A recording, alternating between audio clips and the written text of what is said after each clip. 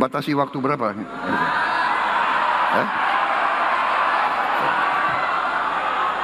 Enggak, kalau presiden kan harus tertib sesuai protokol. Aku presiden diatur-atur terus ya. Pak, berdirinya di sini Pak. Oke. Pak, begini Pak, begitu. Ya itulah risiko, nggak apa-apa. Jadi ini cerita benar. Suatu saat saya didatangi, dikirim utusan ke saya oleh kelompok pencipta atau konservasi alam, World Wildlife Fund, WWF. WWF ini pembinanya Raja Charles III, salah satu pembina. Jadi utusan datang ke saya. Mereka tahu bahwa saya sebagai pengusaha, sebelum saya masuk politik saya pengusaha. Saya punya HTI, konsesi HTI di Aceh. Dipercaya kepada saya cukup besar, itu 98.000 hektar di daerah Takengon, Aceh. Kemudian WWF ini bertanya, bersediakah saya memberi dari 98.000 hektar itu diserahkan kepada mereka untuk dikelola menjadi kawasan perlindungan gajah. Mereka ajukan 10.000 hektar. Datang utusan itu dan langsung saya tolak. Saya tidak setuju. Tidak akan saya kasih 10.000 hektar untuk kawasan gajah tersebut. Saya akan kasih 20.000 hektar. Jadi kaget mereka itu. Si utusan kembali ketemu mereka ini aktivis WWF setelah menghadap saya, dan dia ulangi, saya punya apa ya tadi, presiden tolak ya, nggak dikasih 10.000. Kecewa mereka mukanya, tapi dikasih 20.000. Wah, mereka cerah gitu.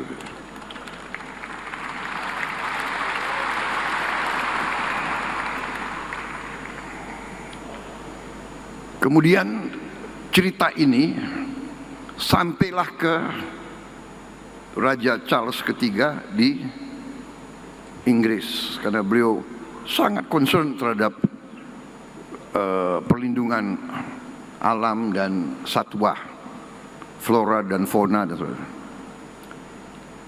Beliau tulislah surat ke saya, diantar oleh duta besar Inggris. Di ruangan saya di Istana Merdeka, si duta besar Inggris menyampaikan surat dari raja. Ya, menyampaikanlah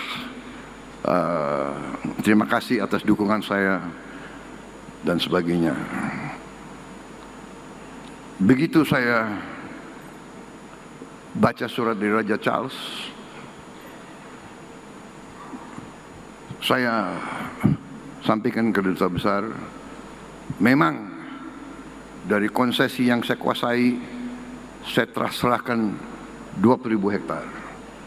Tapi karena surat dari Raja Charles ini, saya ambil keputusan sekarang, saya serahkan 90.000 hektar untuk kawasan perlindungan.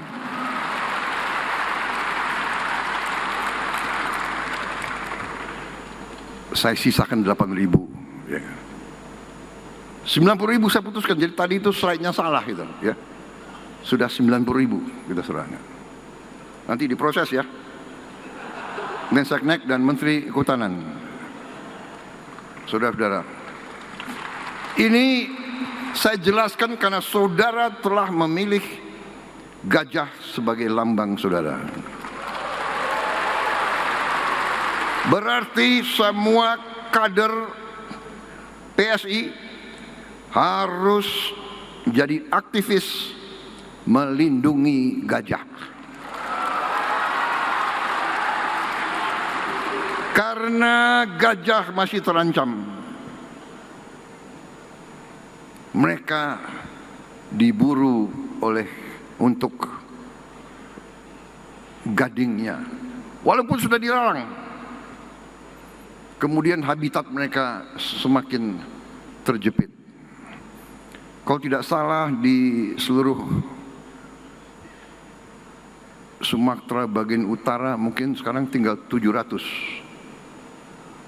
gajah mungkin. Ada beberapa ratus lagi di Lampung, di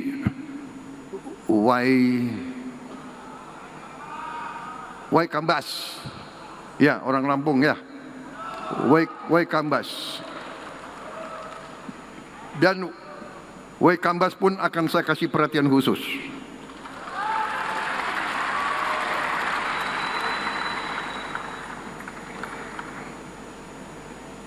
Di Waikambas lebih luas, sudah menjadi taman nasional 120.000 hektar ya, benar ya Menteri Kehutanan ya.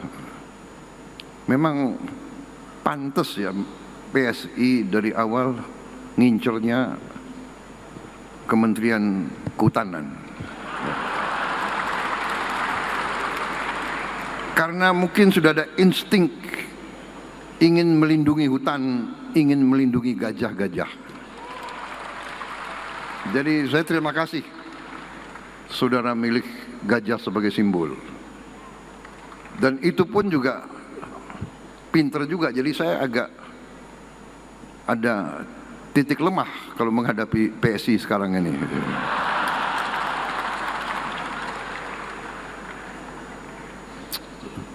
Akalnya banyak rupanya ini PSI.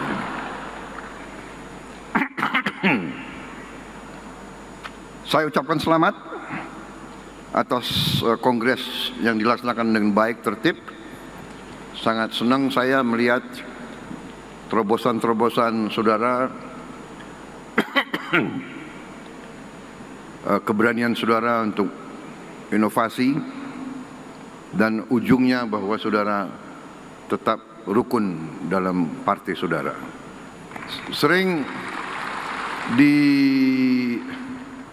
organisasi-organisasi di Indonesia, tiap kongres munas suka ribut gaduh, ya kan? Kita lihat adegan-adegan, kadang-kadang kita prihatin, ya kan? Ada muktamar, ada kongres, naik meja, ya kan? Lempar-lempar kursi. Alhamdulillah saudara-saudara, kita bikin tradisi demokrasi Indonesia yang baru. Saudara-saudara,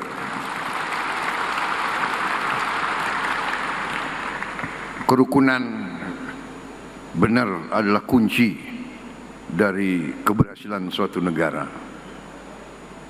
Kerukunan, kerjasama, saling pengertian, habis bertanding kompak kembali. Siapa yang menang, ajak yang lain.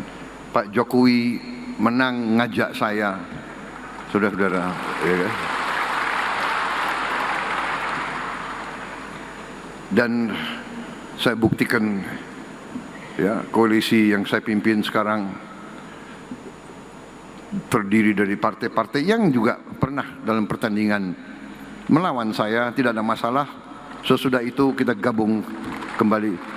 Karena dorongan kita hanya untuk bangsa dan rakyat, hanya untuk kepentingan rakyat.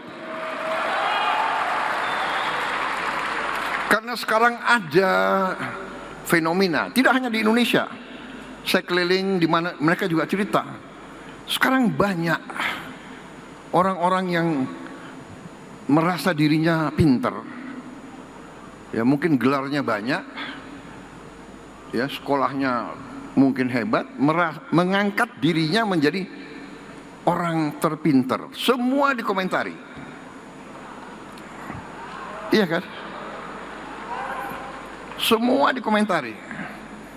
Jadi saya sering malam-malam saya buka itu sosmed, saya cek itu podcast itu, saya mau tahu apa yang sedang dipikirkan oleh Prabowo Subianto gitu. Mereka lebih tahu dari saya gitu. Prabowo sedang begini, sedang begitu. Prabowo sudah pecah kongsi sama Jokowi. Prabowo dan saya, oh ya, oh begitu. Semua dianalisa. Mungkin malam ini dianalisa lagi saya. Oh, kenapa Prabowo kok muji-muji gajah? Nah, itu.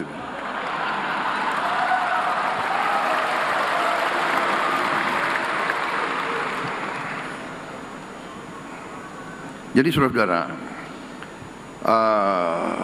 tapi ini fenomena, gak apa-apa, silakan. Demokrasi hanya memang kita waspada. Tadi disebut, ya, Mas Kaisang, benar.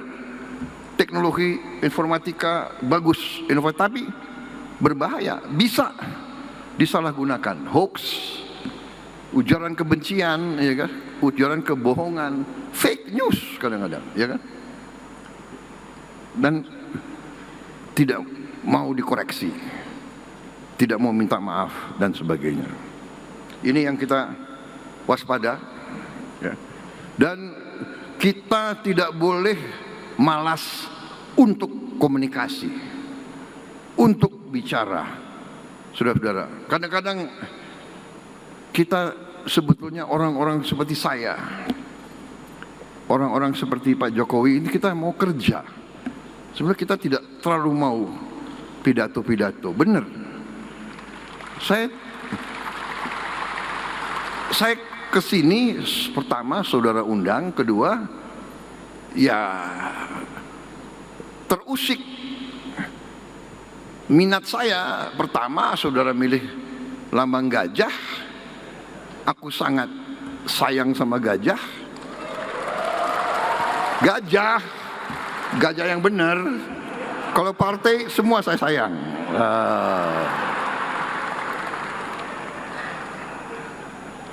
Nanti dibilang pilih kasih lagi, enggak. Ya, jadi saudara-saudara, seorang pemimpin, nah ini pemimpin-pemimpin muda semua yang akan muncul, ingat, seorang pemimpin itu memberi arah. Kita ingat ya, ajaran nenek moyang kita, 8 sifat pemimpin. Ya, pemimpin Pindo Jaladri harus bagaikan samudera, hatinya luas. Pemimpin itu dimaki-maki seperti laut samudera. Kotoran bumi keluar, ditelan oleh samudera yang keluar air yang bersih. Pemimpin harus siap dimaki-maki, siap disakiti, siap difitnah, siap di framing, ya kan? Tapi keluarnya harus selalu yang bersih. Pindo Chandra seperti bulan, memberi kesejukan, memberi penerangan di kegelapan bulan, memberi penerangan dan kesejukan. Pindo Kartiko, pedoman arah, pemimpin memberi pedoman, memberi arah. Pindo Suryo, bagikan matahari, memberi kehangatan, memberi energi, memberi solusi. Pemimpin Pindo Arga, bagaikan gunung, kokoh, berpendirian, tidak goyah, kokoh, sekali-sekali meletus. Perlu pemimpin harus meletus sekali-sekali. Iya dong.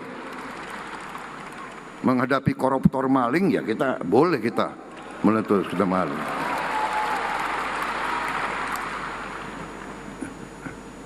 Bukan kokoh, diam, enggak, kokoh. Sekali-sekali boleh. Untuk membersihkan dari kotoran-kotoran dan bahaya-bahaya terhadap bangsa dan negara. Pindo Dahana bagaikan api, membakar semangat, juga membakar kejahatan, membakar ketidakadilan, membakar korupsi, penipuan, membakar pengkhianatan, membakar semua yang tidak baik. Pindo Bayu, pemimpin bagaikan angin, harus hadir di mana-mana. Angin ada di puncak gunung, ada di kolong jembatan, ada di lembah terdalam. Yang terakhir, pemimpin Pindo Bahana seperti bumi, sumber kebutuhan tapi juga siap diinjek. Bumi diinjek, tapi bumi rela diinjek. Bumi memberi makan, bumi memberi energi, bumi memberi kekayaan. Ini ajaran nenek moyang kita ribuan tahun, ya.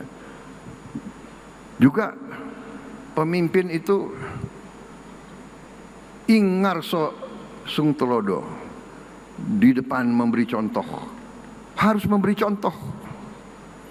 Pemimpin itu guru, memberi contoh. Ingmadio Mangunkarso di tengah-tengah ikut membangun, kerja, bukan omon-omon.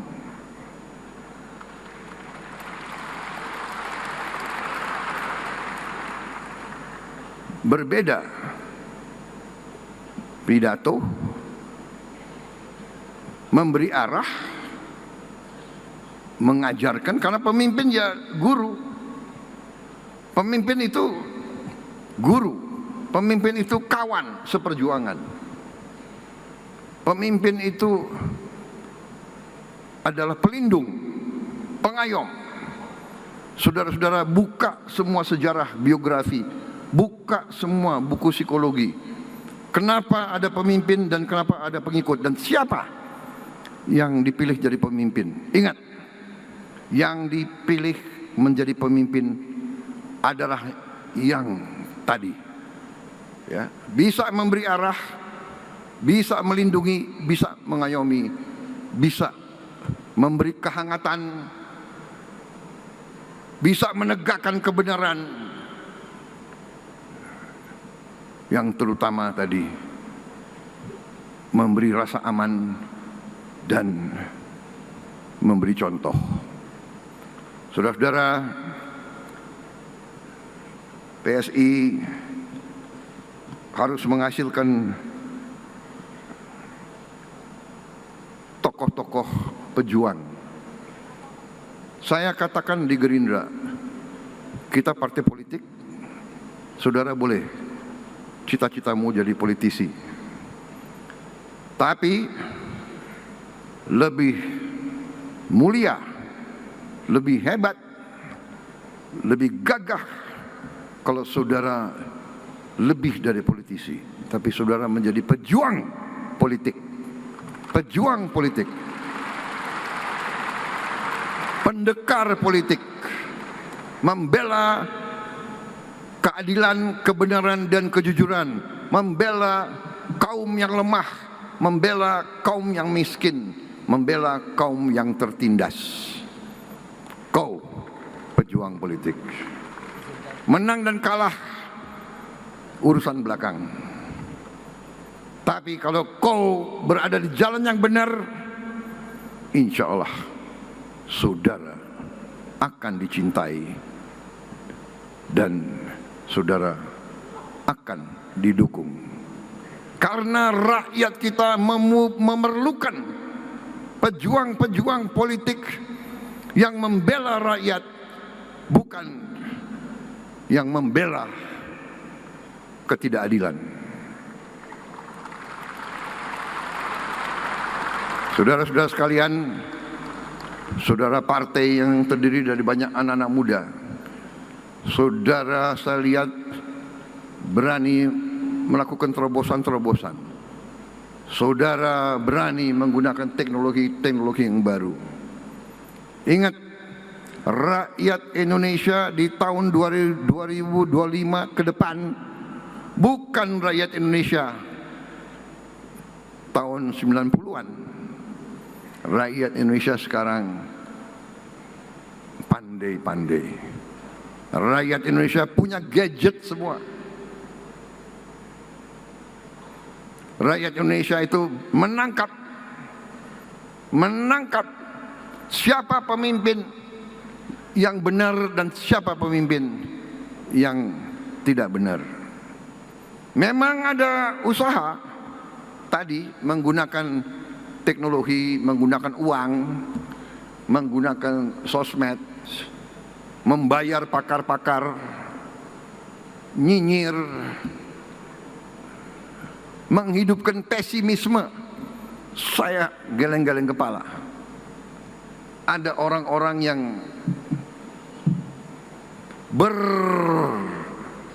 berperan sebagai orang pintar, berperan sebagai pemimpin, tapi yang disebarkan adalah pesimisme.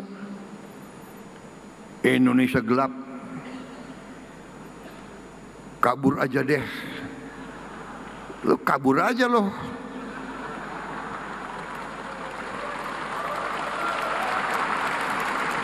Emang gampang lo di situ, di luar negeri, di mana lo?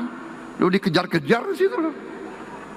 Ini, dan ternyata memang ini adalah rekayasa. Ini dibuat-buat. Ini dibayar. Oleh siapa?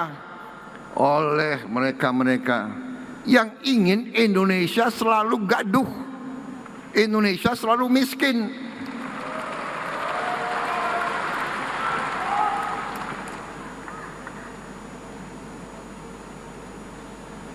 Ya, koruptor-koruptor itu yang biayai demo-demo itu. Indonesia gelap, Indonesia gelap. Sorry ya, Indonesia cerah. Masa depan Indonesia cerah. Saya sudah lihat angka-angkanya, kekayaan kita luar biasa. Tinggal kita bisa mengelola atau tidak. Tinggal kita berani atau tidak menjalankan perintah Undang-Undang Dasar. Saudara-saudara, pada tanggal 20 Oktober 2024, saya dan Mas Gibran disumpah di depan rakyat Indonesia. Kami disumpah untuk memegang teguh Undang-Undang Dasar dan menjalankan segala perundang-undangan yang berlaku. Sumpah. Karena itu, insya Allah saya hanya minta kekuatan dari Yang Maha Kuasa. Berilah saya kekuatan untuk saya berani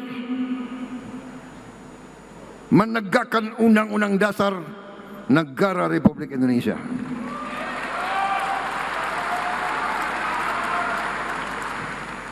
Kekayaan kita luar biasa, tapi maling-maling pun luar biasa. Akalnya luar biasa, enggak jera-jera. Sudah dikasih warning berkali-kali, masih aja. Saya sedih, ya kan? Mereka-mereka itu menurut saya sudah diarah, bukan lagi masuk akal atau apa. Mereka ini dalam rangka sudah serakah. Jadi ternyata kita ada fenomena baru.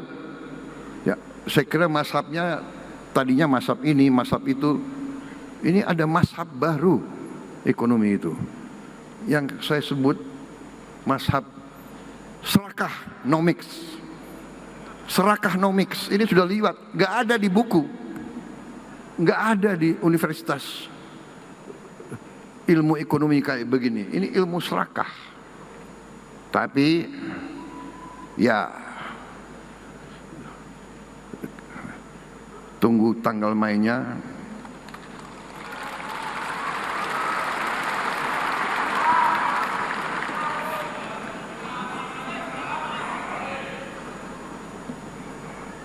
Saudara-saudara, masa depan kita cerah. Saya agak capek. Semua negara ingin ke Indonesia atau mengundang Indonesia ke mereka. Sekarang negara Afrika, negara-negara Afrika, Amerika Latin, waduh, saya tuh nggak enak sendiri. Ini belum, sabarlah. 5-6 tahun lagi baru. Enggak, kita mau sekarang. Jadi kita dihormati di mana-mana. Saudara-saudara. Saudara lihat kemarin 14 Juli, tentara Indonesia mimpin defile dalam hari nasionalnya Prancis. Pertama kali dalam sejarah di Eropa, ya kan, negara asing membuka defile, dikasih tempat terhormat di paling depan. Luar biasa. Tapi yang membanggakan, anak-anak kita kemarin barisnya boleh juga. Benar nggak? Saudara lihat nggak? Saudara lihat? Barisnya oke. Bangga saya sebagai mantan prajurit. Tidak memalukan anak-anak kita yang kemarin itu di Prancis. Repotnya sekarang banyak negara minta, bisa nggak Indonesia hadir di hari nasional kami? India sudah minta, Perancis minta, sekarang Pakistan minta. Saya nggak tahu lagi negara mana. Saudara-saudara, selamat sekali lagi ke PSI. Saya tidak akan panjang lebar lagi pidato, karena tadi Mas Kaisang ini sudah ringkas. Inti-intinya kita berada di jalan yang benar. Usaha untuk membuat seolah-olah Indonesia dalam keadaan susah, Indonesia dalam keadaan gelap, Indonesia ekonomi gagal, itu saudara-saudara, itu adalah upaya menurunkan semangat kita, dan itu tidak benar, saudara-saudara sekalian.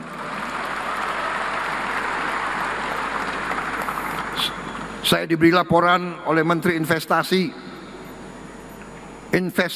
Indonesia bulan ini sudah mencapai target yang ditetapkan oleh APBN tahun lalu.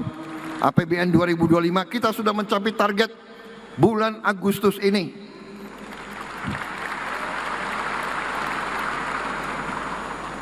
Empat bulan sebelum akhir tahun sudah mencapai. Kepala BPS lapor ke saya, angka pengangguran menurun, angka kemiskinan absolut menurun. Ini BPS yang bicara. Kita telah membentuk Sovereign Wealth Fund, dana investasi kedaulatan kita, Danantara, Daya Anagata Nusantara, Daya Energi Anagata masa depan Nusantara bangsa Indonesia. Jadi Danantara adalah energi masa depan bangsa Indonesia. Danantara adalah menjaga dan mengelola kekayaan anak-anak dan cucu-cucu dan generasi penerus kita, saudara-saudara sekalian. Dan Danantara sekarang aset yang dikelola lebih dari 1.000 miliar dolar Amerika.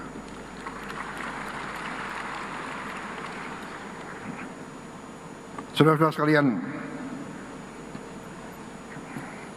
di mana-mana saya didatangi di luar negeri, program-program kita dibahas di luar negeri. Program makan bergizi gratis dibahas di luar negeri. Belum pernah ada program yang semasif kita. Sekarang bulan Juli ini sudah sampai penerimaan manfaat 6 juta anak lebih dan ibu-ibu yang hamil. Insya Allah bulan Agustus akhir akan mencapai 20 juta lebih. Bahkan sasaran kita siapa tahu bisa mencapai di atas 25 juta pada bulan Agustus. Produksi pangan kita belum pernah dalam sejarah kita memiliki cadangan beras di gudang pemerintah lebih dari 4,2 juta ton beras. Jagung juga produksinya naik 30%. Beras naik 48%. Dan kita akan terus tegakkan. Masih banyak ada permainan-permainan jahat dari beberapa pengusaha-pengusaha ya yang menipu rakyat. Beras biasa dibilang beras premium, harganya dinaikin seenaknya. Ini pelanggaran. Ini saya telah minta Jaksa Agung dan polisi mengusut dan menindak pengusaha-pengusaha tersebut tanpa pandang bulu.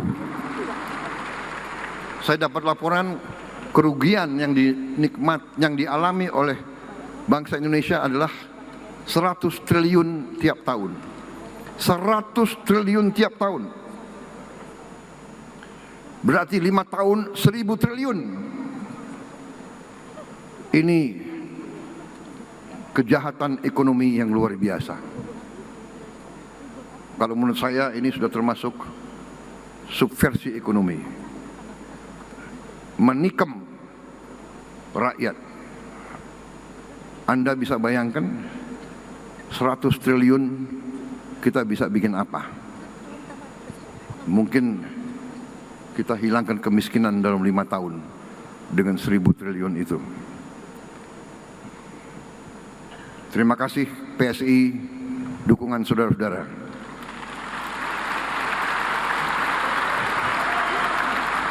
Jangan pernah ragu membela kebenaran, membela keadilan, membela rakyat, membela bangsa Indonesia. Terima kasih. Wassalamualaikum warahmatullahi wabarakatuh.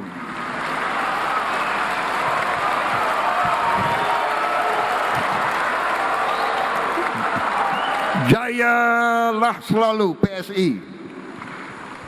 Untuk partai-partai lain, waspada. Bekerja lebih keras, tidak apa-apa. Bersaing untuk bangsa dan rakyat Indonesia, saudara.